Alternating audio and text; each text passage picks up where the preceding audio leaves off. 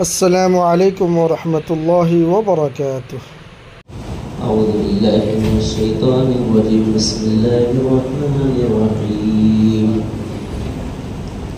فلا اقسم بما تبصرون وما لا تبصرون انه لقول رسول کریم وما هو بقول شاعر قليلا ما تؤمنون ولا بقول كاهن قليلا ما تذكرون تنزيل من رب العالمين ولو تقول علينا بعض الأقاويل لأخذنا منه باليمين ثم لقطعنا منه الوتين فما منكم من أحد عنه حاجزين وإنه لتذكرة للمتقين وإنا لنعلم أن منكم مكذبين وإنه لحسرة على الكافرين وإنه لحق اليقين فسبح باسم ربك العظيم۔ ترجمہ: پس میں قسم کھاتا ہوں ان تمام چیزوں کی جو دکھتی ہے اور ان تمام چیزوں کی جو دکھتی نہیں ہے، بے شک یہ مکرم قاصد کا لایا ہوا کلام ہے، یہ کسی شاعر کا کلام نہیں ہے۔ کم لوگ ہو جو ایمان رکھتے ہو، اور نہ ہی کسی کاہن کا کلام ہے۔ کم لوگ ہو جو نصیحت پکڑتے ہو، بلکہ یہ تو رب العالمین کی طرف سے نازل کیا ہوا کلام ہے۔ اور اگر ہمارے نبی کچھ باتوں میں ملاوٹ کرے اپنی طرف سے تو ہم داہنے ہاتھ کو پکڑیں اور ان کے شہ رگ کو توڑ کر رکھ دیں، پھر کوئی بھی تم میں سے ان کو بچانے والا نہ ہو۔ بے شک یہ متقین کے لیے نصیحت ہے۔ بے شک ہم خوب جانتے ہیں کہ تم میں سے کون جھٹلانے والے ہیں۔ بے شک یہ باعث حسرت ہے کافروں کے لیے، اور بے شک یہ یقینی طور پر سچی بات ہے۔ پس نبی اپنے بڑے رب کے نام کی تسبیح بیان کیجیے۔ سورۃ الحاقہ، اس سورت کی 37 آیتوں کی تفسیر اس سے پہلے تفصیل کے ساتھ آئی ہے۔ ابھی جو آیات تلاوت کی گئی، اس سے پہلی والی آیات میں اللہ نے میدان حشر کے حالات بیان فرمائے، یعنی وہ لوگ جن کو نام اعمال داہنے ہاتھ میں ملے گا اور وہ لوگ جن کو نام اعمال بائیں ہاتھ میں ملے گا۔ پھر دونوں کے انجام کو بھی اللہ نے بیان کیا۔ جن کو نام اعمال اس کی کتاب سیدھے ہاتھ میں ملے گا ان کا انجام اچھا ہوگا، اور جس کو اس کا نام اعمال اس کی کتاب بائیں ہاتھ میں ملے گی اس کا انجام اچھا نہیں ہوگا۔ پچھلی آیات کے ضمن میں تفصیل سے یہ باتیں آ چکی۔ ابھی جو آیات تلاوت کی گئی اس میں اللہ تبارک و تعالیٰ نے نبی پاک علیہ السلام کی نبوت، رسالت، آپ پر اترنے والا کلام اور وحی کو ثابت کرنے کے لیے اللہ نے قسم کھائی ہے۔ قسم اٹھا کر اللہ پاک نے نبی پاک علیہ السلام پر اترنے والی وحی کی تصدیق کی ہے۔ یہ قسم کھا کر کسی بات کا بیان کرنا یہ بڑی اہمیت کا حامل ہوتا ہے۔ ہم اور آپ ہی آپس میں قسم کھا کر جب بولتے ہیں کہ جی اللہ کی قسم ہے میں صحیح بول رہا ہوں، تو سامنے والا بھروسہ کر لیتا ہے کہ بندہ اللہ کی قسمیں کھا رہا ہے۔ بھائی بھروسہ کرنا چاہیے، اتنا تو کرنا چاہیے۔ تو قسم کھاتے ہیں جی اللہ کی قسم، اللہ کی قسم، تو سامنے والا بھروسہ کر لیتا ہے۔ اللہ تبارک و تعالیٰ بھی بندوں کے سامنے قسم کھاتا ہے کہ اگر میں رب العالمین کے قسم کھانے پر میرا بندہ اگر مان جاتا ہے تو میرے بندہ کے لیے سستا سودا ہے۔ میرا بندہ اگر جہنم سے بچ جاتا ہے، نافرمانی سے بچ جاتا ہے، ناراضگی، رب کی ناراضگی سے بچ جاتا ہے، تو میں رب العالمین قسم کھا لیتا ہوں۔ اللہ اتنا بڑا مہربان ہے، کسی چیز کو بتلانے کے لیے، کسی چیز کو لاگو کرنے کے لیے، کسی حکم اور قانون کو نافذ کرنے کے لیے رب العالمین کو قسم کھانے کی ضرورت ہے۔ تو ایک جھٹکے میں منوا دے مخلوق کو، وہ خالق ہے، وہ مالک ہے، نظام عالم کا بنانے والا ہے، نظام عالم کا سنبھالنے والا ہے، ساری چیزوں پر اختیار ہے اس کا، کوئی اس کے اختیار میں دخل اندازی کرنے والا ہے ہی نہیں۔ وہ رب بندوں کو منوانا اب چاہے ایک جھٹکے میں منا دے، لیکن رب کریم کا کتنا بڑا کرم ہے، ہم اور آپ اتنے مجبور، ناقص، ادھوڑے، گنہگار، نافرمان کو منانے کے لیے اللہ قسم کھا لیتا ہے۔ بندے کو احساس کرنا چاہیے کہ رب العالمین مجھے منانے کے لیے قسم کھاتا ہے، ورنہ رب تو ایک جھٹکے پر منانے پر بھی قادر ہے۔ اللہ فرماتا ہے فَلَا أُقْسِمُ بِمَا تُبْصِرُونَ وَمَا لَا تُبْصِرُونَ۔ اے حضرت انسان، تم جن جن چیزوں کو دیکھتے ہو ان تمام چیزوں کی قسم۔ کیا کیا دیکھ پاتے ہو تم؟ آسمان دیکھتے ہو، آسمان کی قسم۔ زمین دیکھتے ہو، زمین کی قسم۔ چاند، سورج، ستارے، سیارے دیکھتے ہو، ان تمام چیزوں کی قسم۔ دریا، سمندر، موجوں کو دیکھتے ہو، چلو اس کی قسم۔ بادل، پانی، بارش کو دیکھتے ہو، چلو اس کی قسم۔ کائنات کے اندر ایک سے ایک مخلوق دیکھتے ہو، سب کی قسم۔ فلا اقسم بما تبصرون، تم جن چیزوں کو دیکھتے ہو ان تمام چیزوں کی قسم، جاؤ ان تمام چیزوں کی قسم۔ وما لا تبصرون، اور جن چیزوں کو نہیں دیکھ پا رہے ہو ان کی بھی قسم۔ ہوا کو دیکھتے ہو، نہیں، اس کی بھی قسم۔ فرشتوں کو دیکھتے ہو، نہیں، اس کی بھی قسم۔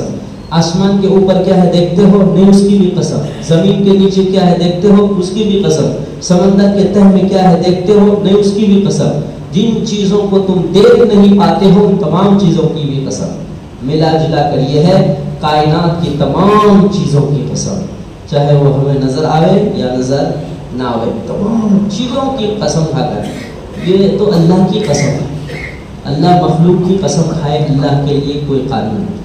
ہم مخلوق کی قسم نہیں کھا سکتے، مخلوق کی قسم نافذ بھی نہیں ہوگی۔ اللہ ہے، اس کے لیے کوئی قانون نہیں، وہ رب قانون بناتا ہے، وہ اللہ قسم کھا لے۔ جس طرح ہم لوگ کسی چیز کو بہت زیادہ منانے کے لیے کبھی کیا قسم ہے، تیری سر کی قسم، کیا کہتا ہے، میرے باپ تیرے سر کی قسم۔ نہیں، منوانے کے لیے آدمی بہت حد تک کوشش کرتا ہے، جتنی بھی قسمیں کھا سکتا ہے۔ میرے بیٹے کے سر پر ہاتھ رکھ کے کہتا ہوں اس کی قسم، میری بیوی کی قسم۔ منوانے کے لیے بندہ سب کچھ بول دیتا ہے۔ رب پروردگار کا کتنا بڑا کرم ہے، بندے کو منوانے کے لیے کائنات کی ساری چیزوں کی قسمیں کھائی۔ کیا منوانے کے لیے؟ انہ لقول رسول کریم، بے شک یہ جو وحی آ رہی ہے میرے نبی کے اوپر، یہ لانے والا ایک معزز فرشتہ ہے، وہ فرشتہ لے کے آتا ہے۔ رسول کریم، رسول کا معنی قاصد، کریم کا معنی مکرم، ایک مکرم قاصد کا لایا ہوا کلام ہے۔ اصل میں سوال کا جواب ہے، آگے سوال جواب آ رہا ہے۔ اس کی قسم، کیوں؟ سوال کیا ہے؟ وما هو بقول الشاعر قليلا ما تؤمنون ولا بقول كاهن قليلا ما تذكرون۔ مخالفین کی طرف سے سوال تھا، اللہ نے سوال کو نقل نہیں کیا لیکن جواب نقل کیا ہے۔ قرآن میں کہیں سوال نقل ہے، جواب نہیں، کہیں جواب نقل ہے، سوال نہیں، کہیں سوال جواب دونوں نقل ہے۔ یہاں اللہ نے جواب نقل کیا۔ سوال ان کا کیا تھا کہ جو وحی آتی ہے یہ کوئی آسمانی کلام نہیں ہے بلکہ یہ شاعرانہ کلام ہے۔ شاعرانہ، جیسے شاعر لوگ شعر کہتے ہیں، کتنا بہر ہوتا ہے نا، بہر یعنی آخری لفظ کی سیٹنگ فٹنگ کتنی اچھی ہوتی ہے۔ قرآن میں جو سیٹنگ فٹنگ ہے، یعلمون، تعلمون، عالمین، متقین، یہ جو سیٹنگ ہے نا، اس کو وہ شاعرانہ کلام سمجھتے تھے، کہتے تھے کہ یہ ایک شاعرانہ کلام ہے، جو شاعر آدمی کلام کہتے ہیں شعراء حضرات، اسی طرح ایک شاعرانہ کلام ہے۔ اللہ نے جواب دیا وما ہوا بقول شاعر، یہ کسی شاعر کا کلام نہیں ہے۔ قلیلا ما تؤمنون، بہت کم لوگ ہو جو تم ایمان رکھتے ہو۔ ولا بقول کاہن، سوال ان کا یہ بھی تھا کہ یہ کاہنانہ کلام ہے۔ کاہنانہ کلام کس کو کہتے ہیں؟ یہ تو ہوتا ہے بابا گیری، آج کے زمانے میں ترجمہ کہتے ہیں بابا گیری۔ بابا گیری کس کو کہتے ہیں؟ دیکھنا کسی عامل کے بعد بابا کے پاس جائیں گے تو کیا کہتا ہے، اس کے اوپر 10 جنات ہے، تمہارے بیٹی کے اوپر 4 خبیث ہے، تمہاری عورت کے اوپر 50 جنات ہے، ایسا بتا دیتے ہیں۔ دیکھ کے آیا ہے اس نے اتنی ساری چیزیں ہیں، پہلے تھا یا نہیں تھا، ابھی جنات اور خبیث سے بھر دیتا ہے عامل لوگ، پہلے کچھ تھا کہ نہیں تھا، اسی کو ملا جلا کے کہتے ہیں اس نے جادو کر دیا ہوگا، اس نے نظر لگا دی ہوگی، وہ یہ کر دیا ہوگا، یہ کر دیا ہوگا، بندے کو برباد کر دیتا ہے عامل۔ اسی طرح کاہنانہ کلام اس زمانے میں ایسا ہوتا تھا، جنات اور شیاطین کی باتوں میں اپنی باتیں ملا کر کے سامنے والے کو آئیڈیا اٹکل پچو لگا کر بتا دیتے تھے۔ ایسا تمہارا ہے، ایسا ہے، ایسا ہے، ایسا ہے۔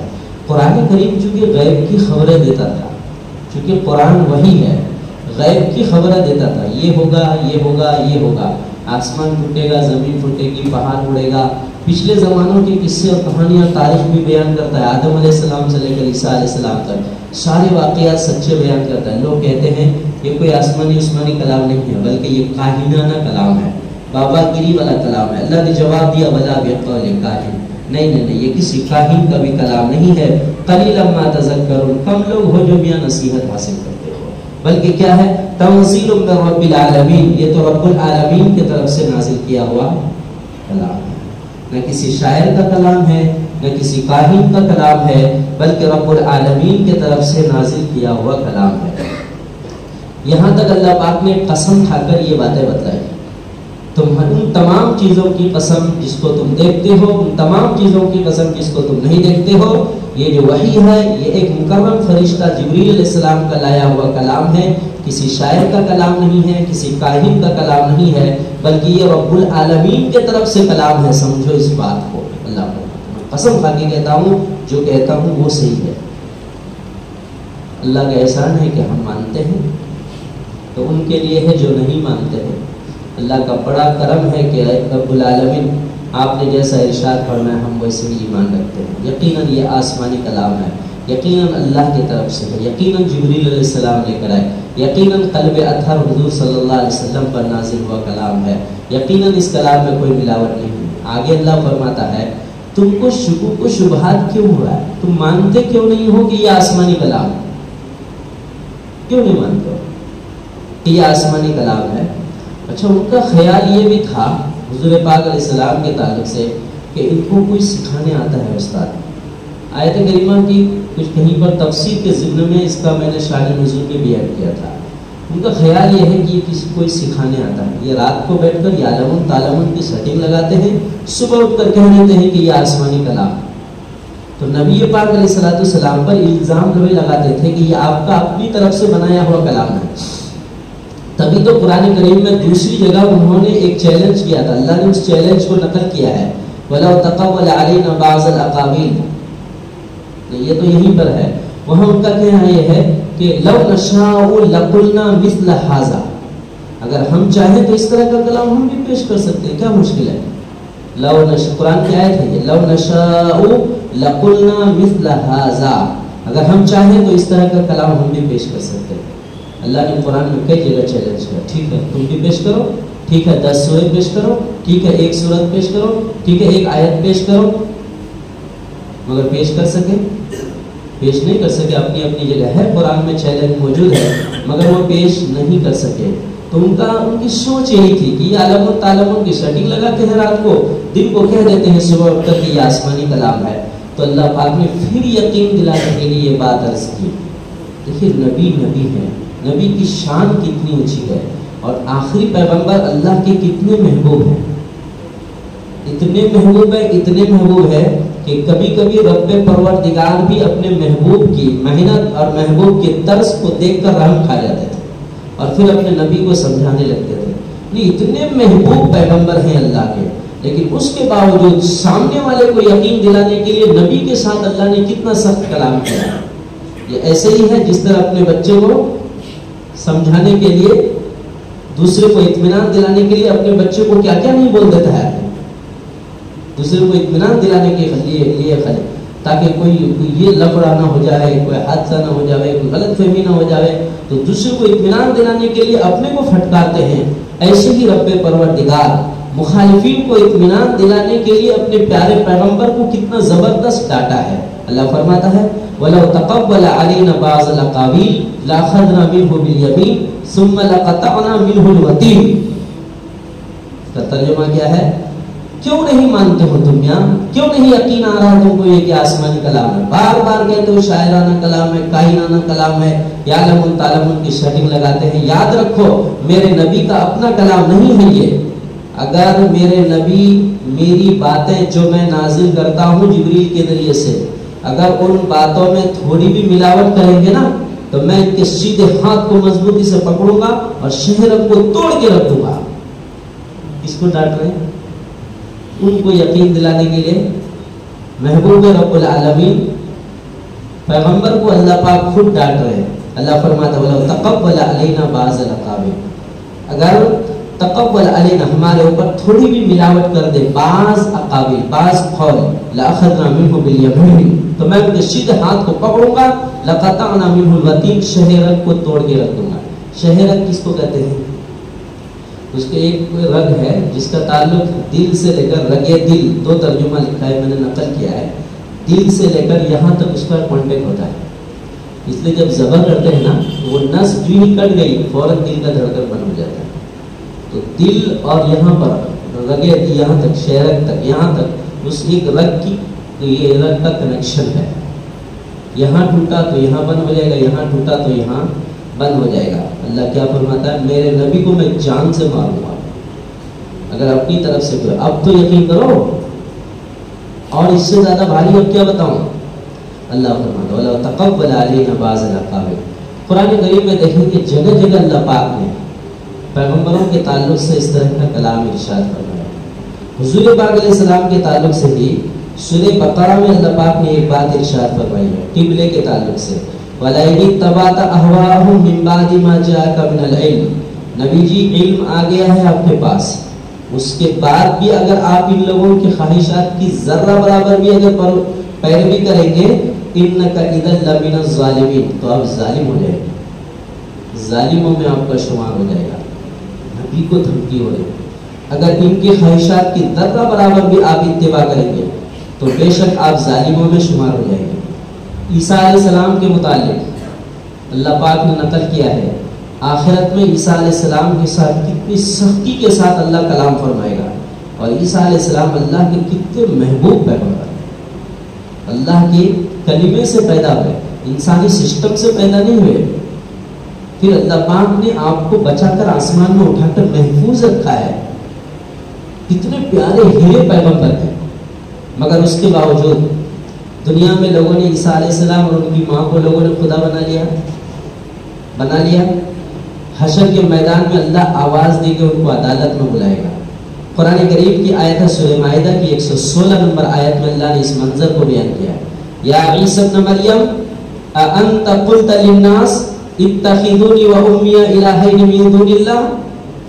اے عیسیٰ آ جاؤ میری عدالت میں. یا کا معنی ہے یا عیسیٰ ابن مریم اانت قلت للناس، دنیا میں آپ نے لوگوں کو یہ کہا تھا کہ مجھے اور میری ماں کو الہ بنا لینا، بولا تھا آپ نے. پھر لوگوں نے آپ کو اور آپ کی ماں کو خدا کیوں بنایا؟ تو عیسیٰ علیہ السلام کیا جواب دیں گے؟ قال سبحانک، میرے رب آپ کی ذات پاک ہے. ما یکون لی ان اقول لیس لی بہا، پروردگار میں ایسی بات کیوں کہوں دنیا میں مجھے کہنے کا کوئی حق نہیں ہے. میں دنیا میں جا کے لوگوں سے یوں کہوں کہ مجھے آپ اور میری ماں کو لوگوں تو خدا بنا لو، یہ کہنے کا مجھے کیا حق ہے؟ میرے پروردگار سبحانک آپ کی ذات پاک ہے. ان کنت قلتہ فقد علمت، اگر میں نے کہا ہے رب تو آپ کو معلوم ہے. اگر میں نے کہا ہے تو بات چھپی ہوئی نہیں، آپ کو معلوم ہے. لیکن میں نے کہا نہیں ہے میرے رب. حالانکہ رب سب کچھ جانتا ہے کہ عیسیٰ علیہ السلام نے کچھ نہیں کہا، لیکن اس کے باوجود عدالت میں سختی کے ساتھ بلا کر سوال کریں گے. انت قلت للناس اتخذونی و امی الہین من دون اللہ قال سبحانک، اے رب آپ کی ذات پاک ہے. اللہ اللہ ہے، ہمیشہ اللہ پاک اپنی خدائی کے ساتھ رہتا ہے، اپنی کبریائی کے ساتھ رہتا ہے. پروردگار اللہ تبارک و تعالیٰ اپنے جلال کے ساتھ اپنے جمال کے ساتھ خود مالک ہے. اس پروردگار کو کسی کی کوئی پرواہ نہیں. تو اللہ مخالفین کو منوانے کے لیے اللہ فرماتا ہے میاں مان لو اس بات کو، یقین جانو یہ کوئی نبی کا یعلمون تعلمون سیٹنگ لگایا ہوا کلام نہیں، کوئی شاعرانہ کاہنانہ کلام نہیں ہے. میرے نبی اپنی طرف سے تھوڑا بھی میری وحی میں کوئی ملاوٹ کر دے تو میں ان کو ختم کر دوں گا، جان سے ان کو ختم کر دوں گا. میں ان کی شہرت کو توڑ کے رکھ دوں گا. فما منکم من احد عنہ حاجزین، اور پھر جب میں اپنے نبی کی شہرت کو توڑنا شروع کروں گا تو تم میں سے کوئی بچانے والا بھی نہیں ہوگا. تم میں سے سمجھ رہے مضمون کو؟ شاید میں تعبیر نہیں کر پا رہا ہوں، آپ کتنا سمجھ رہے ہیں. تم میں سے کوئی بچانے والا نہیں ہوگا، میں ایسا پکڑوں گا.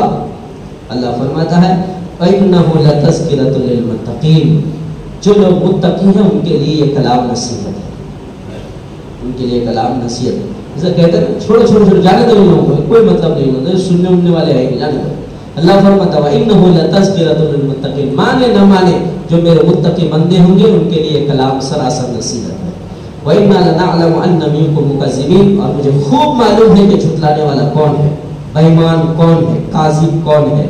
वइन्नहु लहसरतुन अलल काफिरीन, अगर ये नाफरमान काफिर इस कलाम को नहीं माने आखिरत में बाइस हसरत होगा, अफसोस करेगा, इतना अफसोस करेगा, इतना अफसोस करेगा कि ये खुद अपने आप पर सब्र नहीं कर पाएगा। अभी सूरह तबारकल्लज़ी में ये बात, लौ कुन्ना नस्मा और नाक़िलु मा कुन्ना फी अस्हाबिस सईर, काश हम दुनिया में सुन लेते और समझ लेते तो आज जहन्नम के लायक नहीं होते। तो मानेंगे ये एक दिन।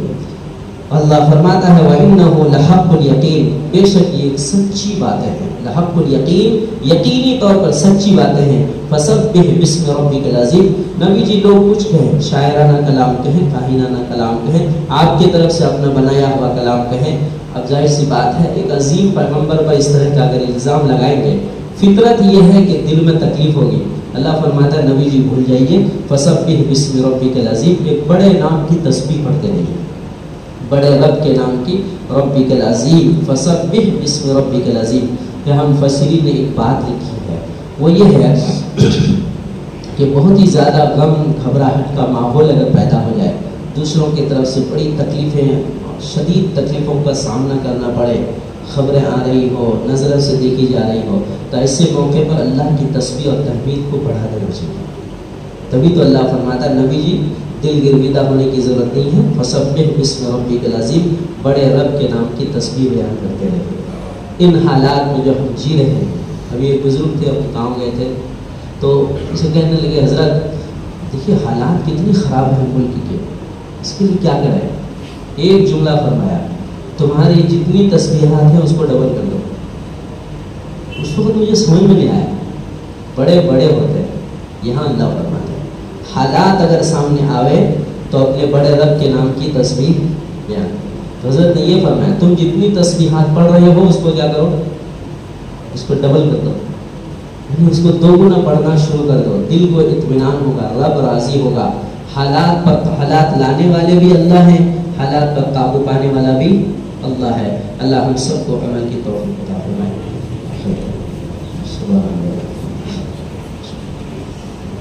आमीन सुम्मा आमीन।